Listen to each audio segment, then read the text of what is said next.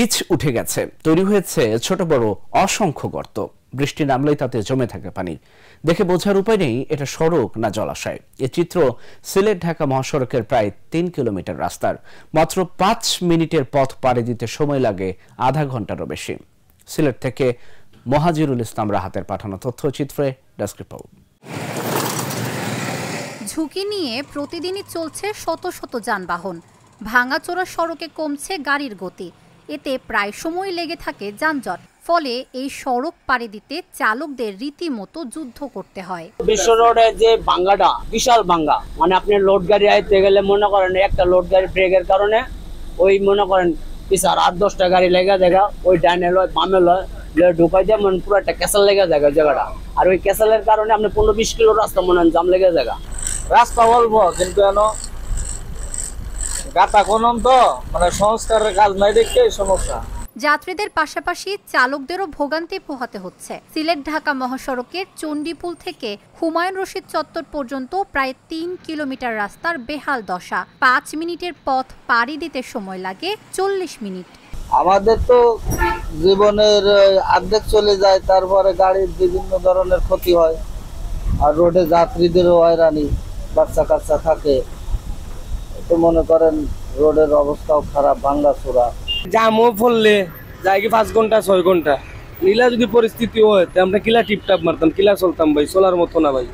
মানে রাস্তার অবস্থা একবারে সিরিয়াস, জাম টাম লাগ গিয়া আরো বাস এটা ওভারটেক করে এমন জাম লাগায়, মানে সিস্টেম কিতা হইতাম ভাই। দীর্ঘদিন ধরে ভাঙাচোরা সড়ক মেরামত না করায় কর্তৃপক্ষের উদাসীনতাকে দায়ী করছেন যাত্রীরা। তারা বলছেন, যেখানে ঢাকা থেকে সিলেট আসতে সময় লাগতো ৫ থেকে ৬ ঘন্টা, এখন তার চেয়ে দ্বিগুণ সময় লাগে। এখন স্বাভাবিক বেশি সময় যেহেতু লাগছে, ভোগান্তি হবে। তবে এটাও ঠিক যে রাস্তার কাজটা শেষ হয়ে গেলে হয়তো ভোগান্তি আর হবে না। যার একমাত্র কারণ ভাঙাচোরা সড়কের কারণে যানজট সৃষ্টি হয়, তৈরি হয় দুর্ভোগ। ভাঙ্গা খুব প্রচুর যানজট হয়। আমাদের ৭ ঘন্টা লাগে। রাস্তাঘাট মেরামত করলে আমাদের যাতায়াতের সুবিধা খুব ভালো হয়। সড়কের বেহাল দশার কারণে ব্যবসায়ীরাও পড়ছেন বিপাকে। পণ্য আনা নেওয়ায় বাড়ছে সময় ও খরচ। রাস্তাঘাটের অবস্থা খারাপ আসলে, ঠিক আছে, লেবাররা মাল দিতে সমস্যা হয়। টেলালিও যায় সবসময় গিয়ে, মালিয়া গেলে টানা উঠে যায়, আবার মাছ দিতে হয়। তারা বড় বুকান দিয়ে আমরা লেবার হলো। আর বাইরের ডিস্ট্রিক্টে তো গাড়ি আইতে সমস্যা হয় অবশ্যই। তাদের লোড লিয়ে আয়, মানে যখন ৫ টন ৭ টন লিয়ে আয়, এটা খুব কষ্ট হয় গাড়িটা। ঢাকা সিলেটের রোডের ৬ লেন ফাঁস করা হয়েছে। ইগো আপনার ই বছরের ফেব্রুয়ারি মাসে শেষ হওয়ার কথা আছিল, কিন্তু এই বছরও শেষ হইব তো দূরের কথা, ২০২৮ পর্যন্ত ডেট নিছে, ২৮ও শেষ হইব কিনা বোঝা যান না। আর এই রাস্তার থেকে হৌসাইটর পাইলট স্কুলের যে রাস্তা কালীঘাটর, এই রাস্তার অবস্থার বেহাল দশা আরো খারাপ।